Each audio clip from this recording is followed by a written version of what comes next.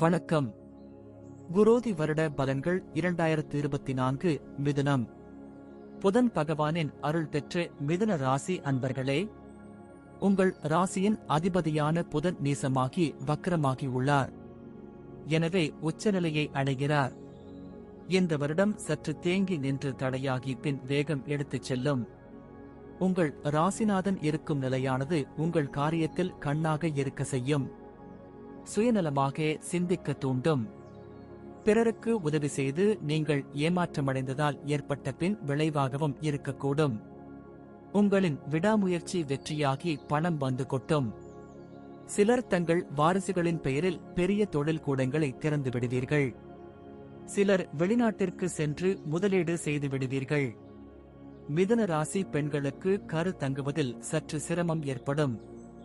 எனவே கர்ப்பமான பெண்கள் முழு மருத்துவரின் கண்காணிப்பில் இருந்தால் அழகான ஆரோக்கியமான குழந்தையை பெற்றெடுக்கலாம்.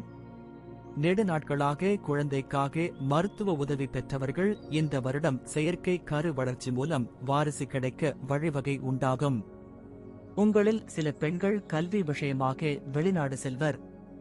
பங்கு வர்த்தகம் எத்தனை வருமானம் தருகிறதோ அத்தனை இழப்பும் தரும். உங்களுக்கு இப்போது உண்டாகும் காதலி மிகப்பெரிய அந்தஸ்து உள்ள இடத்தை சேர்ந்தவராக இருப்பார். இந்த வருடம் உங்கள் தந்தைக்கு ஒரு அறுவை சிகிச்சை நடக்கும் சூழ்நிலை ஏற்படும். உங்களுக்கு காலில் அடிபடக்கூடும். வெளிநாட்டு தொழிற்சாலையில் பணிபுரியும் வாய்ப்பு உண்டு. அரசியலில் மந்திரிகளுக்கு உதவியாளராக இருக்க முடியும். இந்த வருடம் திருமணமாக வேண்டியவர்களுக்கு திருமணம் கைகூடி வரும். வரன் மிகவும் புகழ்பெற்றவராக இருப்பார். அல்லது அரசியல் பின்புலம் உடைய குடும்பமாக அமைவார். பத்திரிகை துறை அல்லது டிவி போன்றவற்றைச் சேர்ந்தவராக இருப்பார். எது எப்படி இருப்பினும் திருமணம் சம்பந்தம் மட்டுமின்றி இது தொழில் சம்பந்த நிகழ்வாகவும் இருக்கும். இந்த வருடம் மிதுன ராசியினரின் தொழில் வளம் மிக பெருகும். செழிப்பாக வளரும். உங்கள் யூகங்கள் தொழிலை மிக மேன்மையாக அடுத்த கட்டத்திற்கு எடுத்துச் செல்லும். சில வாரிசுகளின் பயணமும் உழைப்பும் தொழிலை முதன்மைக்கு நகர்த்தும்.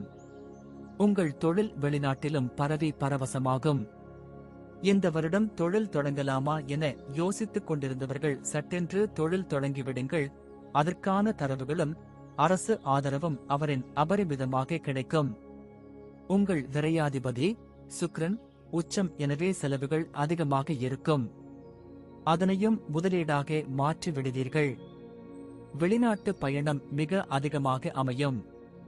நிறைய சுப செலவுகள் ஆகும் என்பதுதான் நிம்மதி.